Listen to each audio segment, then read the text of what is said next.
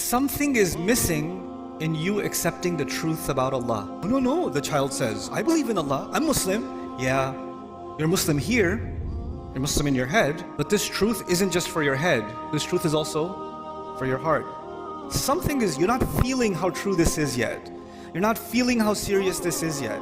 You don't realize what it is. Sometimes you know something, but you don't think about it. It's true. You know something, you don't think about it. And so, because that's missing, that's why it becomes easy for me to miss prayers sometimes and you to miss prayers sometimes. That will happen because our heart becomes a little distracted. And that truth of this deen, the truth of who Allah is, that truth goes in a shelf in the back of our mind and we get distracted and don't think about it. That's what Allah is saying. That's the answer to the question, why would someone not pray? Two more things to talk to you about. One of them is, what's the purpose of praying? What's the point? Because you might think the purpose of praying is so you don't burn in hell. The purpose of prayer is because if you don't pray, Allah is going to hate you. The purpose of prayer is if you don't pray, you're just going to get punished. Or you won't even be a Muslim anymore. The angels will curse you and all this negative stuff. Allah didn't mention those purposes. The purpose of prayer is not to get away from something negative. The purpose of prayer is to run towards something positive. That's the purpose of prayer. Do you know the difference between the student who's studying so they don't fail and the student who's studying because they love the subject? One student is studying because of something positive. The other student is studying because they're trying to escape something negative. An employee who loves their work and an employee who just doesn't want to get fired. They're doing the same exact job. But one of them is so happy, so filled with joy, and one of them is so depressed and so miserable. Why? Because one of them is doing this to escape something negative, and the other one is doing it to go towards something positive. Allah in the Quran, when He told me about the prayer and why we should pray, what's the point of the prayer? He said, He told Musa alayhi salam this when he met him. He said, "Aqim as-salata li dhikri." Is make sure you maintain the prayer so that you can remember me. Your relationship with Allah started a long time before you even came in this world.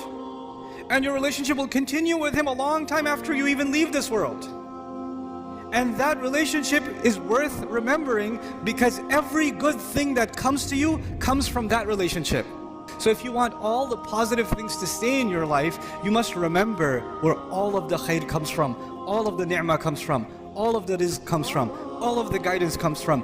So Allah says the best way you can remember that is that you remember Allah by prayer. The best way to remember Allah is the prayer. Aqim as-salata li dhikri. That's why you should pray. And finally, okay, that's why you should do it. But just because you're doing it for the right reasons, that's not Allah says that's not enough. There's some benefits too. There's some good things will come your way when you truly remember Allah. When you truly remember Allah the way He wants you to. And the way He wants you to is these prayers. If you can do this, Allah says, Inna salata tanha anil. And even in this ayah, He says prayer has the benefit of stopping you from falling into things that are indecent. Indecencies on your device, indecencies at your school, indecencies among your friends, indecencies at an Eid party when you're going to a corner talking to your friends. Indecency will be everywhere. And every time you go towards indecency, your heart will get damaged. And Allah says, if you can maintain this prayer, it will prevent you from falling into indecency. And once you fall into indecency, then you become, like if you're breathing in pollution, at first you will cough, right? But if you stay long enough, you just get used to it. Well, indecency is like that. When you're taking it long enough, it's not that big of a deal anymore.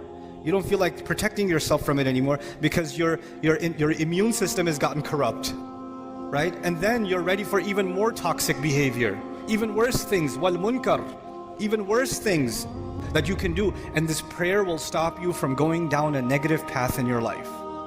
That's why you should pray. Now, these are the reasons you should pray, not because I'm telling you to pray.